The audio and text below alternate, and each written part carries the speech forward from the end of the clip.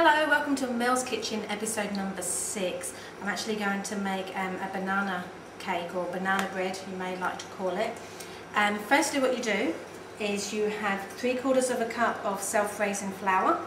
So we're going to get straight into it, and you just sieve that into a big mixing bowl. So I'll just pop that in there, sieve it through.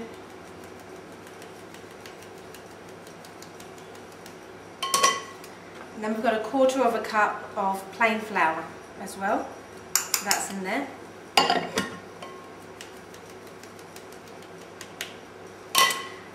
Brown sugar, we need some brown sugar, so it's, just checking my recipe here, it is 2/3 of a cup, of course it is. So I haven't measured that out yet, so I'll just do that now.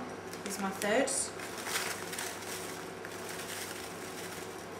Not going to sieve that, am I?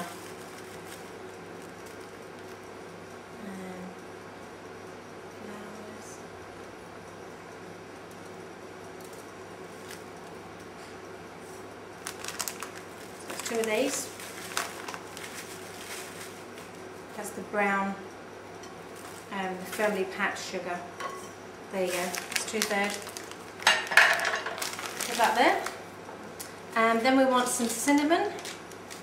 I haven't got mine in one of those shaker bottles, so I'll just stick a teaspoon in there.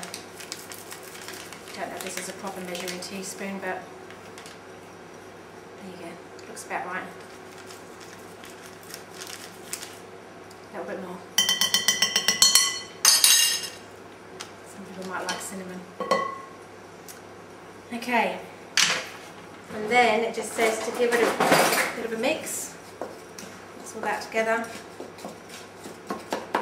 Sometimes you get those lumps in the sugar, don't you? So I'm just giving it a mix. And then you just make a little well in the centre. And then we're going to go and get the other ingredients ready. So I'll just leave that, and I'll just leave, see if you can see it's a bit heavy, this mixing bowl, but I'll just leave a little well in the middle here. And then I'll go and get my other ingredients ready. Okay, so I've got 50 grams of butter. So I'm just going to put that into a saucepan, and then I'm going to melt that over the stove, and I'm going to allow that to cool. Okay, so over the stove, I've just melted the butter. So what I'm going to do is just allow that to cool for a little bit, so I'll just pop that there, that's going to cool down. I'm going to put the flour to the side for the moment, so I'll put that there. I've got a separate bowl, and in this bowl I'm going to just put the 2 eggs. Yep, eggs.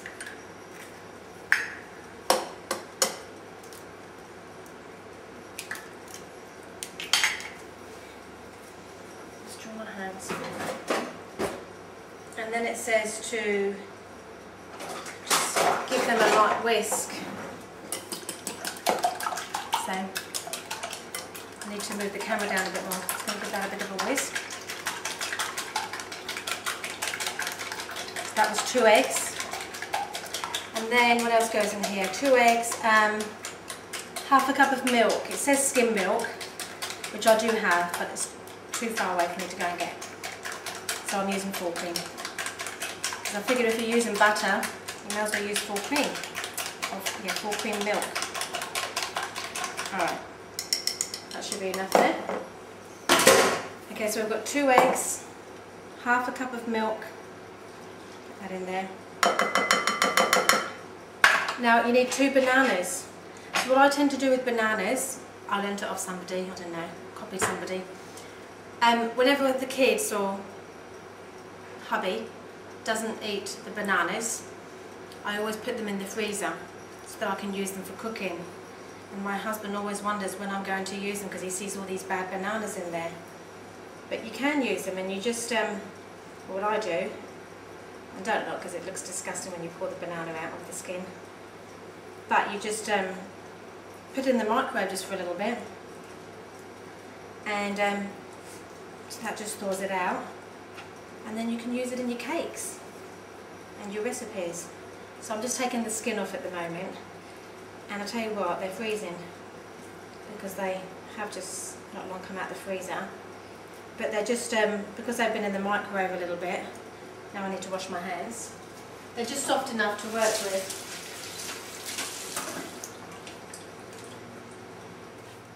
Okay, so we've added the banana to the milk and the eggs. When you've thawed out your bananas, you're taking them out from the freezer and you put them in the microwave just for a little bit. It's good to probably mash them straight away. I did it wrong and I put them in with the eggs and the milk. But you can still do it because I just smashed it. So there's all the wet ingredients. So it's got your banana, milk and eggs in there. And all I'm going to do now, oh hang on, one more thing, nearly. Got to add the butter. So I'll check whether the butter goes into, yeah, the butter can go in here, that's alright. So your butter's cooled down a bit, so that can go in there as well, so just stir that in.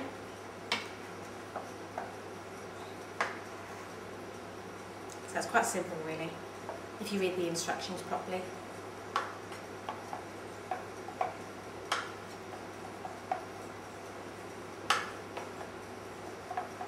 Okay, and here's all our dry ingredients in here. So I'll get that well back in the middle there. And we'll just pour that in.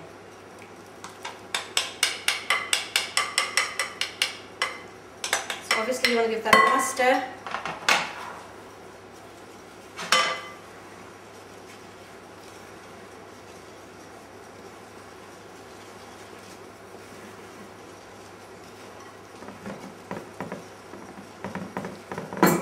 Actually have a competitor on YouTube at the moment with my cooking, and I must say she's doing a very good job, which just keeps making the standard go up and up. I'm terrified for when she actually gets sound and she has a mic and she can speak, because at the moment she can only use music because she doesn't have a microphone. Okay, you can smell the banana. So I'm giving it a nice stir. There you go, you can see all the mixture in there. So what we're going to do now is going to put that into a loaf tin, grease-proof the loaf tin, and we're going to pop it in the oven at 180 degrees for about 45 to 50 minutes. Wow, I've just taken the banana bread out of the oven, and it's going to be very hot there, so I won't even attempt to hold it with my hands. But you can see how much that's risen. Look at that. It looks very impressive, doesn't it, if I say so myself. Beat that, Abby. See? See? Okay. So we're just going to tip that out onto the cooling rack. Remove the grease-proof paper. And hopefully it doesn't get stuck. Really, really, really hot.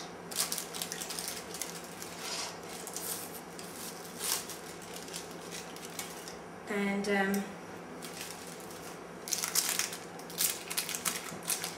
Abby tries to make excuses about having a really small kitchen, but I know I've got a bigger kitchen and everything, but you can still do good cooking with a small kitchen, so no excuses, Abby. So we're just taking the grease-proof paper off, and we're going to leave that on the wire rack and wait for it to cool down. Banana bread, date, loaf, which is your choice to make? Well, either or either. If you're busy, date loaf. But even still, even if you're not, even if you are busy, that didn't take long at all. So we're going to have a cup of tea and have some cake. So happy baking, and we'll see you next time. Bye for now. See you, Abby. Bye.